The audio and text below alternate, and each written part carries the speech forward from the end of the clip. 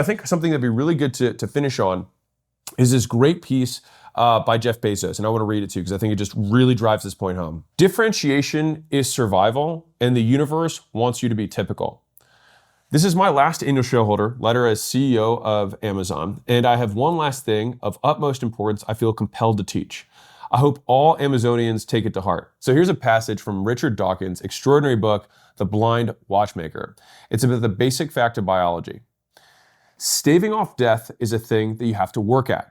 Left to itself, and that is what it is when it dies, the body tends to revert to the state of equilibrium within its environment. If you measure some quantities such as temperature, the acidity, the water content, or the electrical potential in a living body, you'll typically find that it's markedly different from the corresponding measure in the surroundings. Our bodies, for instance, are usually hotter than the surroundings. And in cold climates, they have to work hard to maintain that differential. When we die, the work stops. The temperature differential starts to dissipate, and we end up the same temperature as our surroundings.